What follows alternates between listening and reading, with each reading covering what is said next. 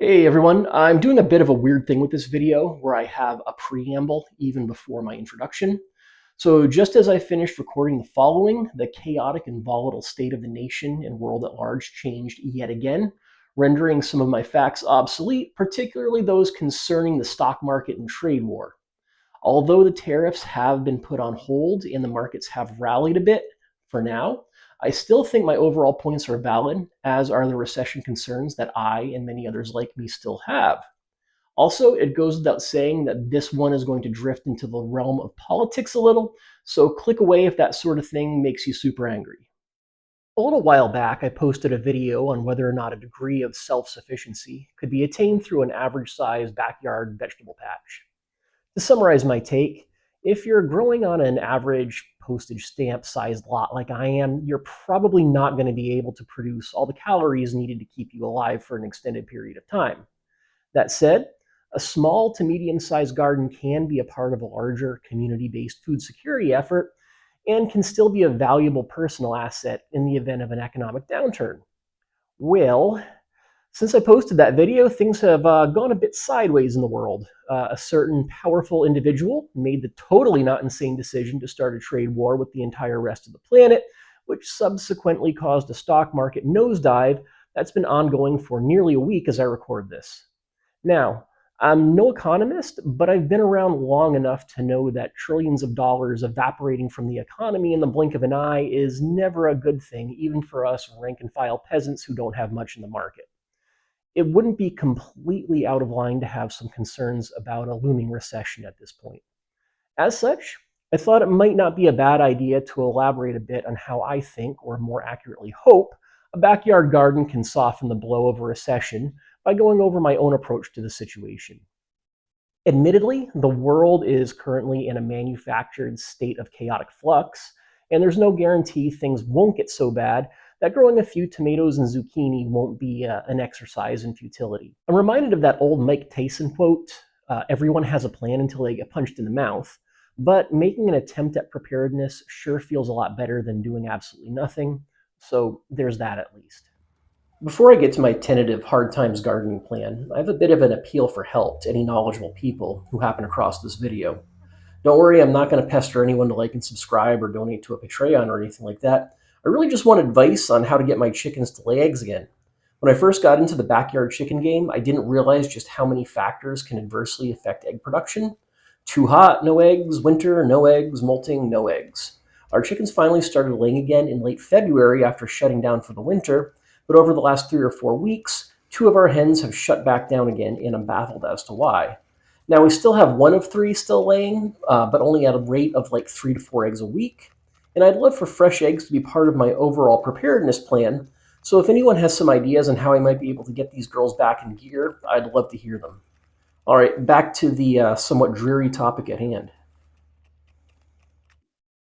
Here we have some bags of dried beans, lentils, and rice. Now, as of now, these are a tremendously cheap source of calories, and while the beans and rice have a decent amount of protein, there's not really much there in terms of vitamins and other essential nutrients. The thought experiment I've been mulling over lately is this. What if the only food I could afford to buy from stores was bulk dry goods like these? What if tariffs raise the cost of the machine parts and fertilizers farmers need to produce affordable meats and vegetables, resulting in rapid inflation of food costs? What if certain food items we take for granted suddenly disappear from store shelves? What if a personal catastrophe reduces my household income, resulting in having to trim down our food budget?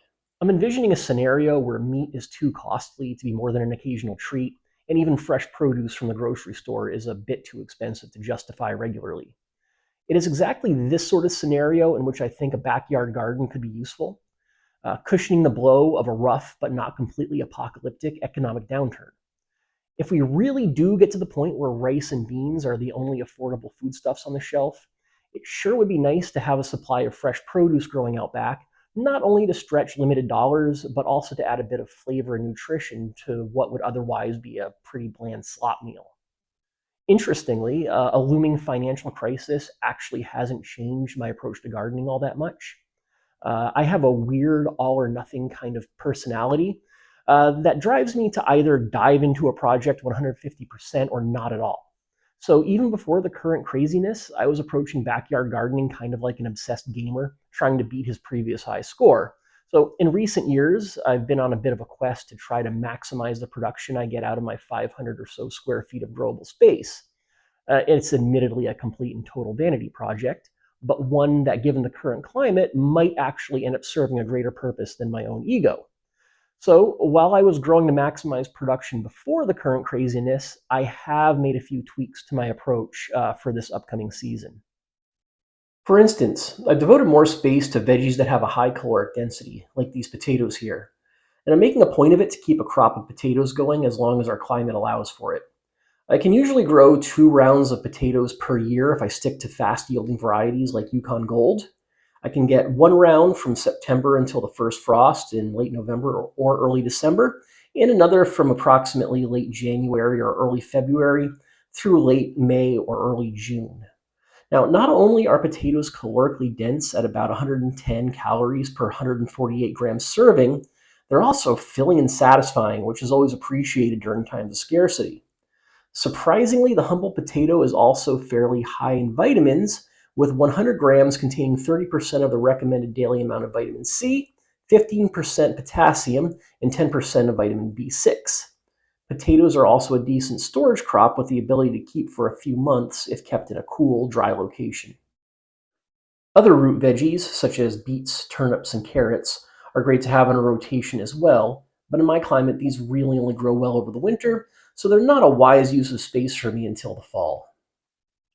I've also increased the amount of winter squash plants I'm growing. I currently have about 20 plants of various bush habit winter squash, so if each one yields even 5 pounds, that's 100 pounds of a naturally shelf-stable vegetable. And at 82 to 115 calories per 205 gram serving, depending on variety, winter squashes are no slouch in the nourishment department. They are also loaded with essential vitamins and nutrients, including vitamins A, B, and C, as well as potassium and magnesium. Also, if you enjoy the roasted seeds of winter squashes, those are a caloric and nutrient goldmine.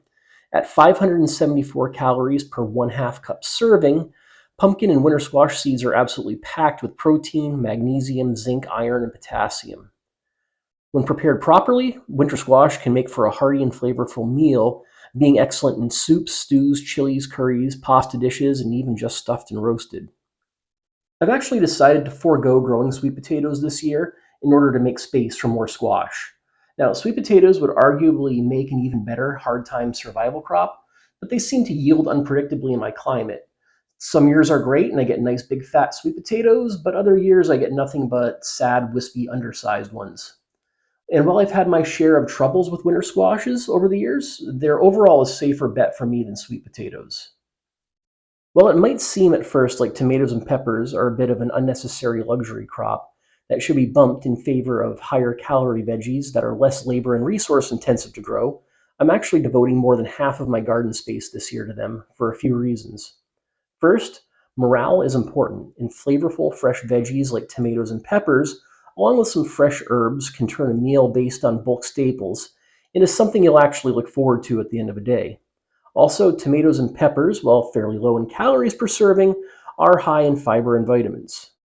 A 100-gram serving of tomatoes will provide about 28% of a daily recommended dose of vitamin C, while a similar size serving of bell peppers will provide about 169%.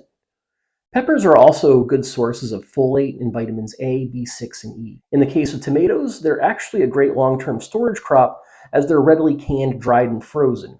Tomatoes are great for novice canners, as most recipes don't require the use of a pressure canner to make delicious, shelf-stable sauces and salsa. Nothing transforms a cheap pasta quite like a homemade marinara or bolognese.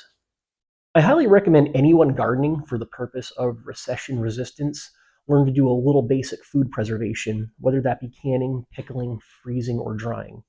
Most of us here in the Northern Hemisphere can't grow food year-round, and even in places with mild climates like mine that allow for some amount of winter gardening, yields will inevitably be lower and take a longer time to arrive on account of the shorter days in the wintertime. So it's common sense to grow a surplus over the spring and summer for the purpose of squirreling away a portion for the winter. Economic downturn or no, one of life's best small pleasures is cracking open a jar of something you made from your own homegrown fruits and vegetables just to enjoy a little taste of spring in the dead of winter.